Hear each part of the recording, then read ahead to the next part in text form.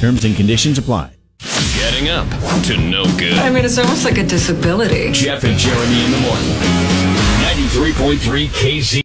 93.3 KZOZ FM San Luis Obispo rocks the Central Coast.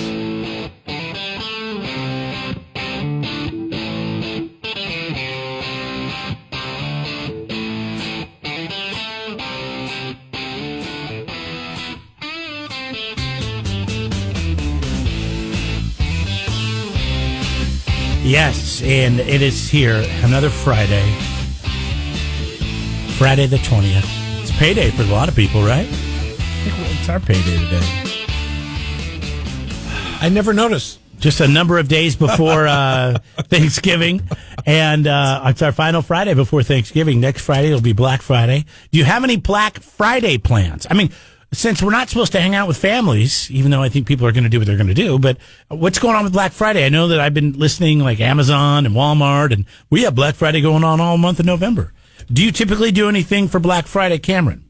No, not really. I don't either. I heard that Megan's I did Organic. it one year, and it's just such a mess. Megan's Organic is just doing it. It's so The pot shop? What are they doing? So spot on. It's a cannabis dispensary, Jeremy. It's so you can buy pot there. It's so spot on. They're like that's the business space where they're like, yeah, Black Friday starts whenever and ends whenever. I love it. I mean, I want a real Black Friday deal. 2 weeks. I feel like there's no good Black Friday deals. I mean, you can text in if you've seen a good Black Friday deal, but I feel like this is the big excuse that nobody's going to get a good Black Friday deal. And this is always when I usually get something for myself is on Black Friday. That's when I buy my gift for myself. And we all do it, right? We all buy ourselves something because it's such a good deal. Sometime during the holidays. When I was trying to get bent over the coals for some cheese at Costco the other day. Not again. Everybody had walked in to add to the apocalyptic scene that is a Costco on a regular basis. Everybody walked in and they had all their big TVs out because, it's the holidays and people buy big TVs. They had all their big TVs out and great prices on them. And it was hilarious because everybody's just stopping and staring at them. Like, it's like, I don't understand. They always have their big TVs out, though. Jeez, but I mean... They move it around. They make it look fancier. I get it. In different mode the other day, and it probably still is today, where, all that stuff on the right-hand side that you walk in, where they put lotion and vitamins and stuff like that usually. There's TVs there, too. My stepdad is the biggest TV sucker ever. He just got a brand new 75-inch OLED Samsung 60, blah, blah, blah, blah, blah, blah, blah. And, I told him, he goes, yeah, but I wanted the 80. But the 80 was like $1,000 more. I'm like, here's the problem. When you're at the TV store, like a Best Buy or a Costco, and you can see all the other TVs, this TV looks better than all the others. But guess what happens when you take it home? And there's nothing else to compare it to. It's just in your living room. You don't see the other TVs. Right. You don't see this one's even brighter and better than yours because this one looks amazing. And it's because your old piece of crap was not even close to this one. It's bigger than the wall that you put it on. Right? He's like, I should have got an 80. It sticks over into the walkway. Oh my God. Yeah, his brother-in-law, Gary, got an 82. He's like, yeah, we all had 75, so Gary had to go get an 82. It's like I go, I'm sure he did it just to piss you off. Yeah, it's like the race for the most effective vaccine. Oh my God. Yeah. It seriously is. It's like I got into a fight with my wife to go 75, but you've been in my house. I've got a huge wall, and it was the best deal. At the time, it was the best deal on a TV. And she was okay. Hey, she came around. I watched that trailer for that movie coming out, Songbird. Pretty much TVs are going to be the only thing we have to hang our hats on at the end of the day. So what the hell? Yeah, thanks for letting me watch that before we started the show. I'm ready for the end of the world.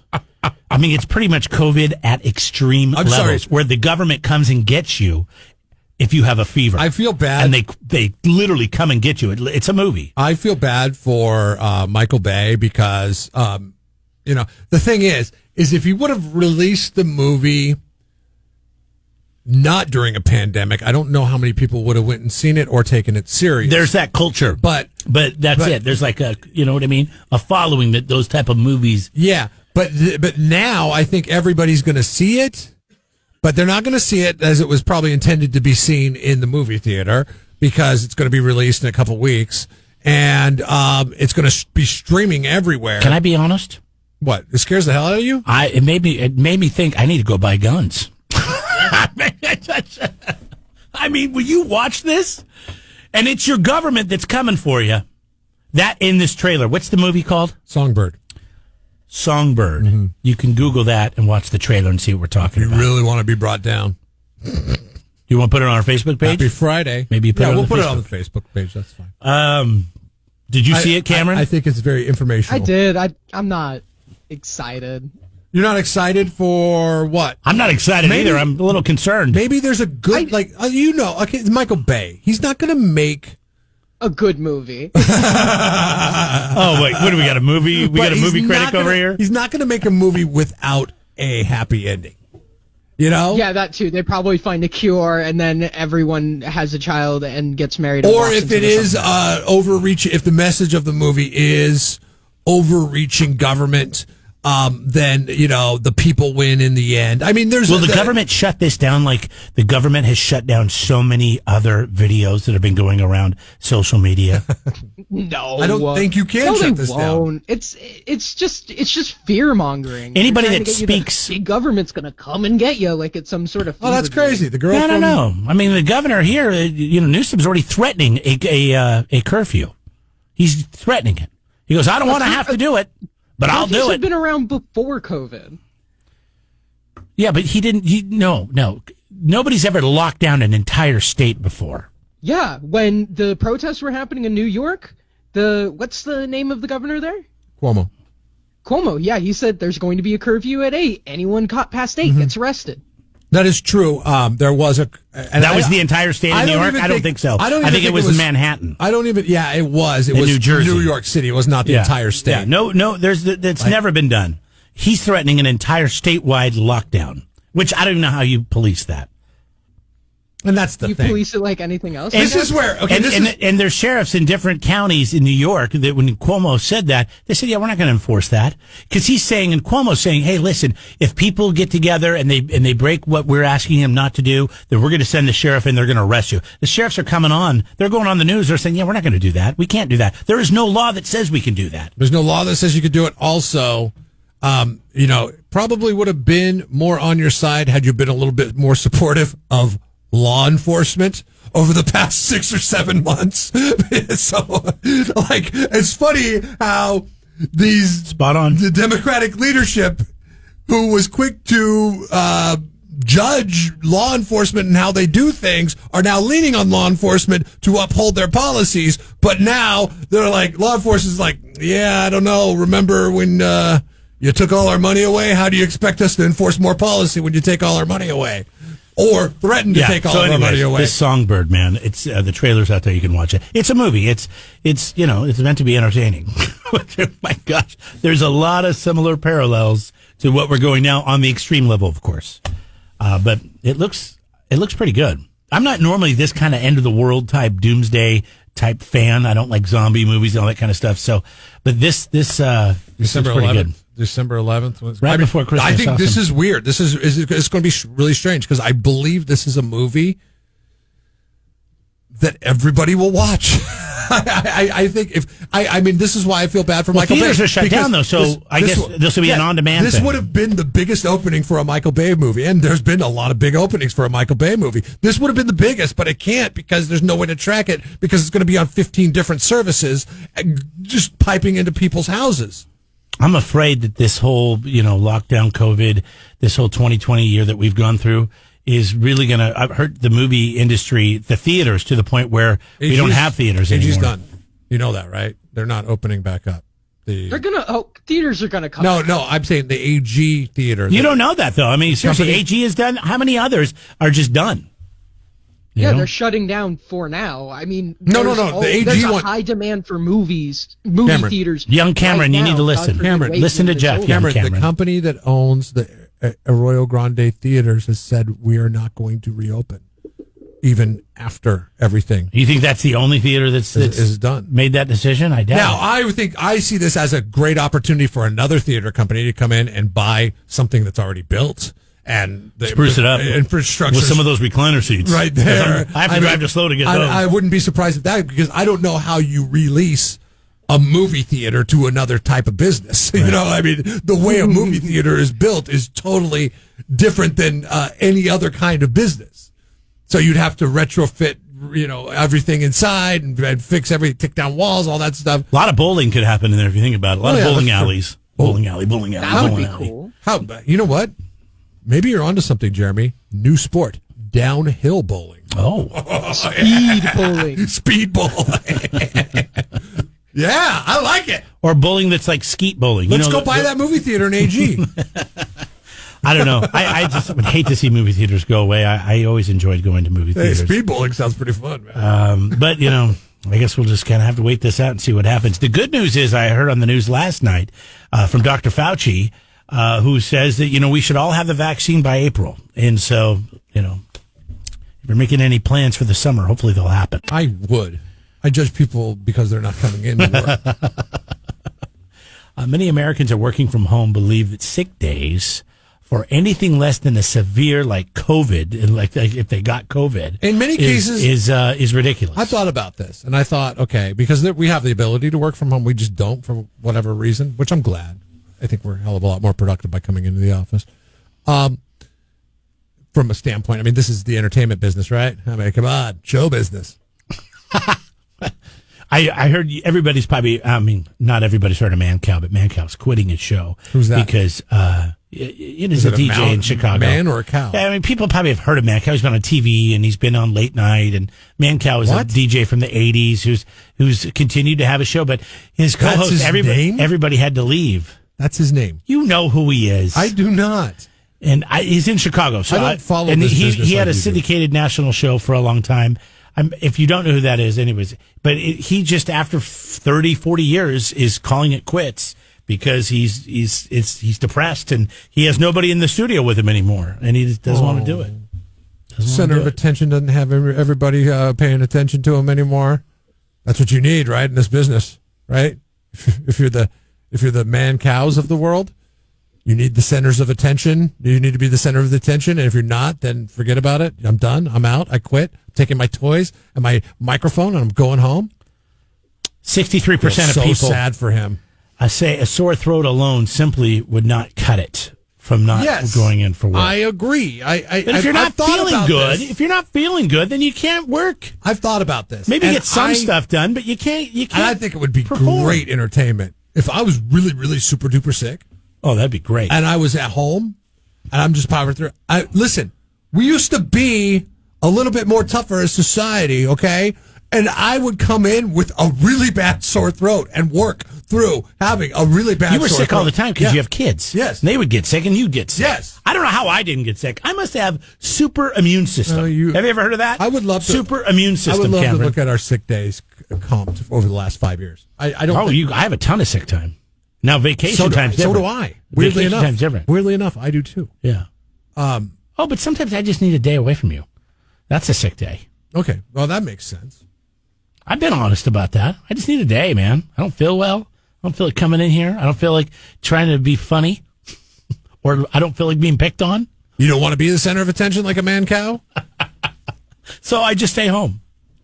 What's your favorite thing to do when you are sick? Can you remember before you had kids, when you were by yourself? Well, when I'm sick, I sleep. My wife loves to take baths. She will sit in a bath for an hour. I mean, hot. Just keep it going. I'm pretty sure one day we'll have a hot tub. I like to watch the History Channel. The History Channel's kind of changed. Documentaries. I like to find old history things. Soup. Lay on the couch. You know what my favorite soup is when I'm sick? Not leave. NyQuil soup. That is my favorite. So you just like to sleep. Yeah, sleeping's good, though, because that's the best way to heal yourself. I like to watch the History Channel after I've had a nice bowl of soup and just fall asleep, just fade off. Look at the bags under my eyes. This week has been a hell week, okay? I really could use a sickness right now. But the problem with you that have kids. No, not even that I have kids, because during the week, you they need go to like school. a retreat. They go to school, except for next week. They don't go to school, so I can't get sick next week. But they, I would just love to get a catch-up day of sleep, of hardcore sleep. What about your wife? Does she take really good care of you when you're sick? 16 to 18 hours. No, she takes horrible care of me. She says She doesn't bring you soup and make you a sandwich or the something? big baby when I'm sick. Oh, my wife loves to call me to a the baby. point now where I've been beaten down to my message that when I am sick, I act like I'm not sick. Here's the problem. I bet you, Cameron, you can weigh in on this. I bet your girlfriend takes really good care of you because she's still new and she loves you. And she rides the bus for you. My wife, now, she used to be great. Now she's like, yeah, you're a baby, toughen up. But she will still stop and get me soup, bring it home. She will still try to. But my mom did such a great job of taking care of me when I was a kid, when I was sick. And then she did such a great job that I'm just used to it now. So I don't know if it's my fault that I'm a baby. My girlfriend takes good care of me, but she still calls me a baby. Yeah, girls love doing that. Why is that? They say guys are babies when they're sick. We just don't feel well. Stereotypical excuse that they can hang their hats on, and it is driven by media and the marketing firms that market, medicines, cold medicines. The message is just what is the message? That message is that men are big babies when they're we don't feel sick. well because we don't normally complain. The only time we complain is when we're sick. Ding. No, I complain all the time. Ding, ding, Oh, ding. I do too. I know you do because you complain about the membership at Costco, right? I think we all complain. I think we're all just regular babies, but we're too men enough to But I don't think we ever talk about. When I say complain, I'm not talking about complaining about the weather or taxes or people we work with. I'm just talking about complaining about how we feel and I don't feel good. I don't want to do it. I don't. You know what I mean? And they're not used to that. I'll tell you this. I will tell you this. This has been the healthiest. This 9-month stretch that we're in, right? The healthiest I've been. Me too. I have not gotten sick. I mean, because we're washing our hands all the time, and people just need to take that away from us. I don't know that I'm doing it the same extent that I was back in the beginning. But you're still doing it more than you did last year at this time, probably, right? Yeah, probably. I mean, I'm washing my hands all the time. And I don't think the mask or anything is doing anything. I mean, it's, because maybe it is. You don't know. Maybe. But. I mean, they say that it's not supposed to. It's just only supposed to help stop the spread, not the actual germs coming in, which I don't necessarily believe that either. I mean, I got to think it's got to provide some kind of defense. Come on. Yeah. How about you? It provides a little because, COVID, like any disease, goes through, I guess, orifices. Oh, sure. Yeah. Are you healthier this year, though, body. Cameron, than you were last year? Do you feel like you've gotten in the last 9 months? I feel like my allergies have been worse. I found a new allergy medication. I'll tell you about it because I've been trying them all, and I had none of them have worked. Charlene, my wife, found me a new one. And it was a Rite Aid Brown. I've never even heard of it before. I'll pass it along. I'm going to be on that. Yeah, it's actually made a huge difference because I'm allergic not only to the seasonal allergies but my dog. But yeah, so hey, keep washing your hands. You'll be healthier. All right, and ladies, when we're sick, just be nice to us, would you? 805-543-3693, the 805 Beer Lights. Call or text any time. What's going on, Aaron? Oh, nothing. I just wanted to congratulate Jeff on saying the word ELSE correctly this morning. Just now, he said it like 5 seconds ago. He said ELF instead of ELF. ELTS is how some people say it? ELTZ. That's not going to work. Yes. You guys are cool. You could be national at some point in the near future, but you can't use ELF, Jeff. You said elf? No, Elf. else. ELTZ. That's how Jeff says ELF. Oh, I've never noticed. Apparently, when I say else, I say it like that, and instead of saying else. Like no one else? Else. No one else. No But T. you say else. No T. No one else. There's no T in it. Yeah. And it's else. You add a T and a Z, sounds like. Most of the time, but apparently not. Good catch. Not recently. Good catch. I love the fact, Aaron, that the way I pronunciate things is more of an issue to you than it is to me. Hey, you know what? That's fine, but you know what? Your radio personalities, and I have to pick on you. That's just well, how here's it the is. thing. You're on me all the time. If you care way more about how I say things than I do. Cul-de-sac. Well, that's what I was going to say. Jeff is worse on you, Jeremy, than I am on him. I always. Which is worse? Cul-de-sac. Which is worse? Putting a cul-de-sac, T in cul-de-sac? Instead of cul-de-sac. Cul-de-sac. I want to say cul-de-sac instead of What about cul-de-sac. anyways? Do you guys say anyways? I mean, that term was used so much that it had to be thrown into the dictionary, so now it's legal. But it's not. It's anyway. Yeah. Anyway. Well, anyways. I mean, how? Yeah. Here's what you have to realize in our lives, and this is what really sucks about the job that we do. And I came to this realization after some of the scrutiny I doubt that sucks that bad. that we fell under yesterday, is we say way more many... Perfect example. We say way more words than most people do on a regular occasion, condensed into 4 hours, to the point where a lot of times I don't want to say another word for the rest of the day. Yeah, I have to give you grace there, Jeff. You're right. I mean, you're weak. You're weak. I talk all day. I have no problem. Yeah, I know you. I don't have a pain. This isn't hard for me.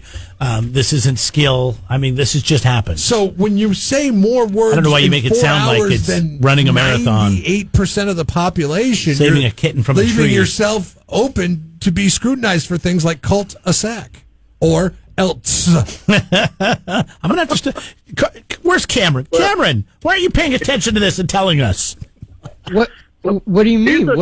He's saying else fine. No, sometimes. Apparently he says it else. And I go back. Caller's just being pedantic. Ooh, that's a good word. Look at somebody, a big 20-year-old trying to use a big word. I like that. Okay. I like that. Hey, you guys have a wonderful weekend, all right? All right, you too. Bye.